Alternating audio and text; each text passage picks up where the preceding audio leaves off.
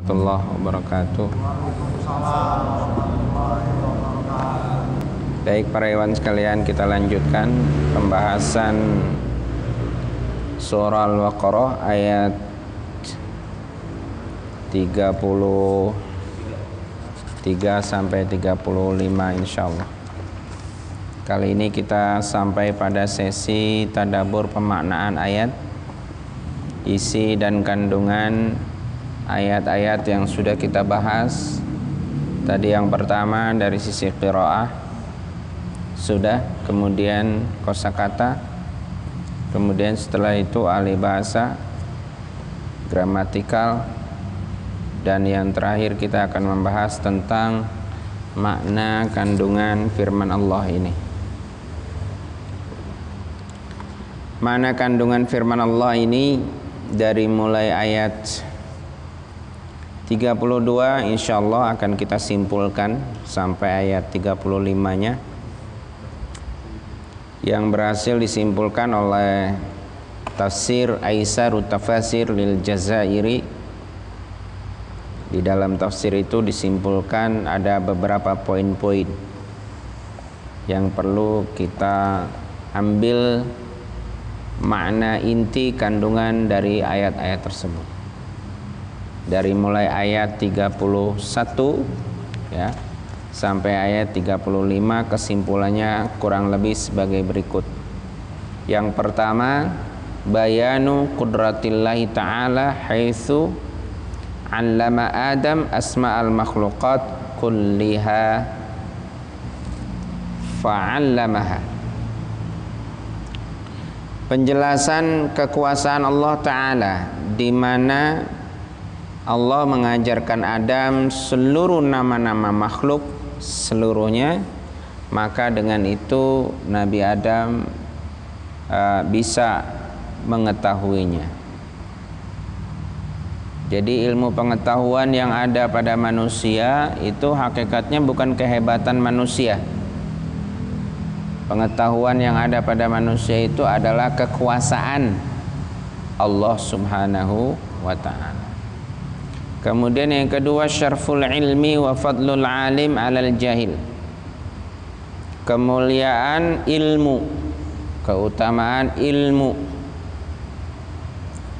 kemuliaan orang yang alim dibanding orang yang bodoh. Kemuliaan orang yang alim dibanding orang yang bodoh. Dalam kitab Ta'limul Muta'alim di sana ditulis syair, fasadun kabirun alimun mutahattikun wa akbaru minhu jahilun mutanasikun. Artinya fasadun kabirun, akan menjadi kerusakan yang sangat besar apabila ada alimun mutahattikun, orang alim tapi tidak tahu malu. Orang alim tapi tidak tahu malu. Tidak tahu malunya artinya orang alim itu hanya bicara tapi tidak melakukan apa yang diajarkannya. Jadi ini memalukan. Wa akbaru minhu, dan lebih besar kerusakannya adalah jahilun mutanasikun, orang yang bodoh tapi ahli ibadah. Bodoh tapi ahli ibadah. Ini ngerusak. Ngerusaknya di mana? Kalau orang bodoh ahli ibadah, dia akan merasa lebih hebat dari siapapun karena kebodohannya. Merasa lebih soleh dari siapapun karena dirinya lah yang paling soleh. Nah, ini perasaan seperti itu karena kebodohan. Dan bahkan orang yang bodoh yang ahli ibadah itu suka membolak-balik. Yang sunnah dijadiin yang wajib, yang wajib dijadiin sunnah. Kadang-kadang punya penilaian yang keliru. Nah, gitu kan? Punya penilaian yang keliru. Iya, karena kebodohannya. Orang berlomba-lomba surat duha, tapi tujuannya bukan karena Allah, tapi tujuannya karena rizkinya. Ya kan? Begitu rizkinya sempit, sholat duhanya ditinggal. Nah ini karena kebodohan. Jadi oleh karena itu kata seorang ulama, kun aliman, jadilah seorang yang alim. Wa illam takun aliman kun muta'alliman.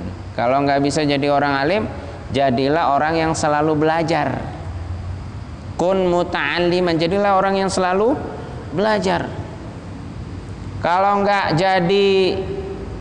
bisa jadi orang yang pembelajar, masih malas juga, kun muhibban, jadilah orang yang mencintai orang yang alim, mencintai orang yang selalu belajar meskipun dia nggak bisa ikut belajar.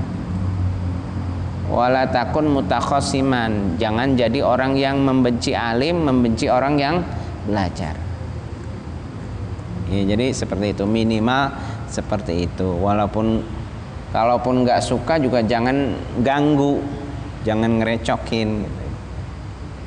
Ya alhamdulillah kita antara dua lah. Kalau nggak alim muta'al lima, orang yang selalu belajar. Nanti dapat kemuliaan orang yang alim.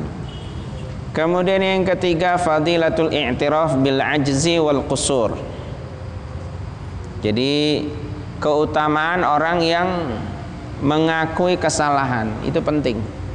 Kita punya kelemahan, kita punya kesalahan, itu penting. Kayak malaikat itu.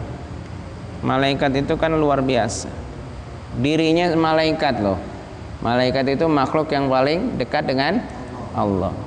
Tapi begitu ditandingkan dengan manusia dan ternyata dia tidak mampu untuk menandingi ilmunya Adam, tapi dia merasa dirinya memang mengakui kekurangannya, sehingga timbul kata-kata subhanaka la ilma lana illa ma 'allamtana innaka antal alimul hakim. Nah, bisa nggak kita kayak gitu? Punya akhlak kayak gitu. Kemudian yang keempat, zawazul itabi ala man idda'a da'wa huwa ghairu muta'ahil laha. Boleh mengingatkan orang atau mengingatkan atau memarahi orang yang mengaku dirinya hebat padahal sesungguhnya tidak hebat. Kemudian yang selanjutnya, at-tazkiru bi ifdalillahil amr alladhi yujabu asyukru wa yarghabu fihi. Ya, memberikan peringatan kepada kita bahwa perintah Allah itu wajib disyukuri. Keputusan Allah itu wajib disyukuri dan wajib dicintai. Kenapa? Karena di sana ada hikmah.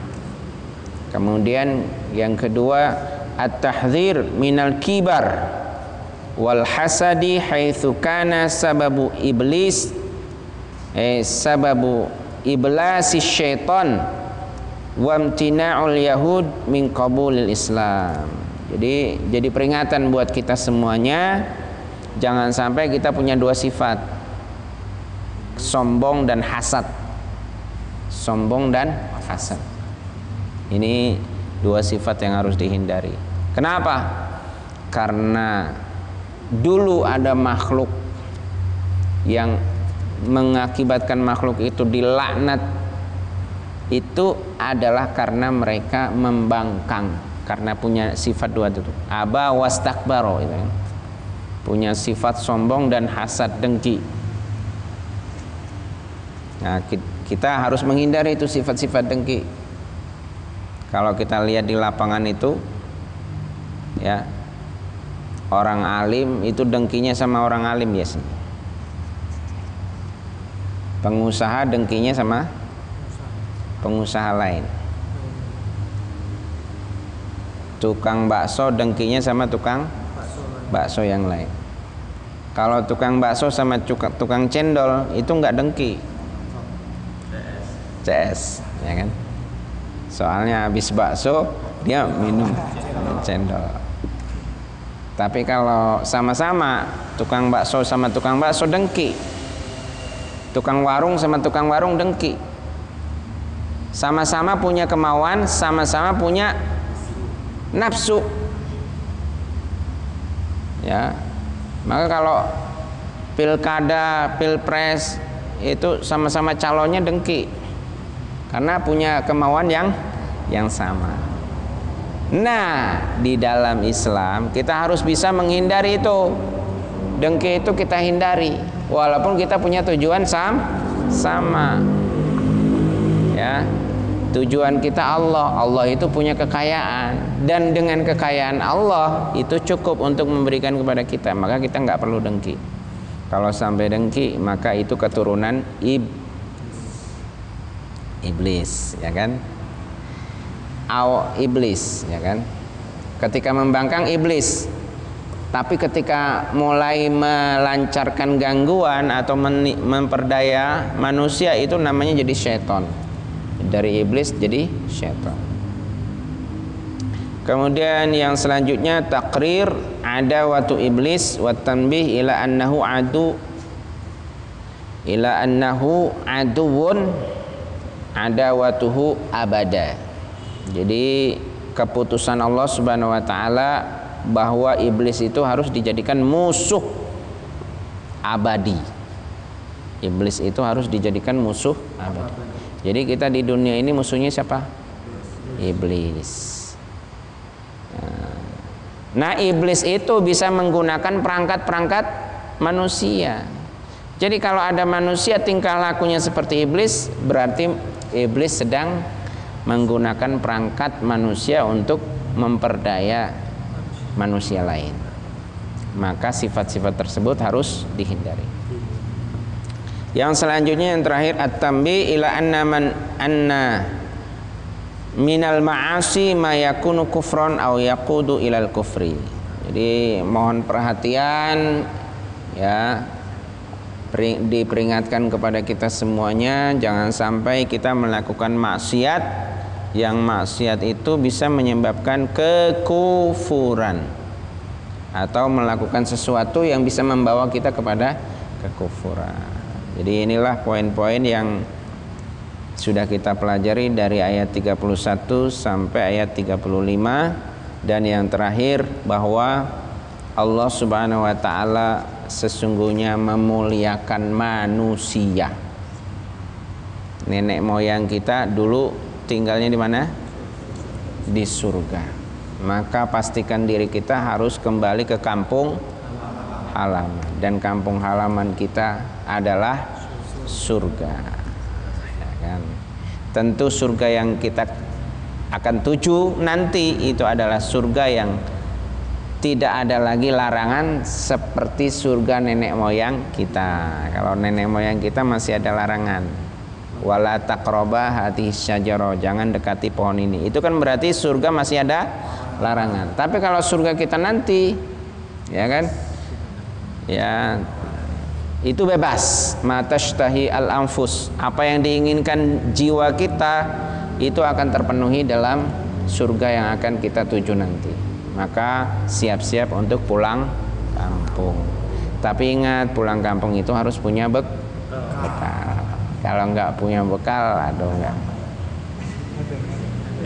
Baik, itu saja yang bisa kita bahas pada malam hari ini. Mudah-mudahan bisa dijadikan karakter dalam diri kita, dan kita dijadikan orang-orang yang selalu istiqomah, yang terus-menerus belajar dan menggali apa pesan-pesan Allah di dalam kitab Al-Quran ini. Al-Quran inilah yang ditinggalkan oleh Nabi kita Muhammad Sallallahu Alaihi Wasallam. Jadi kita harus pelajari, harus kita amalkan.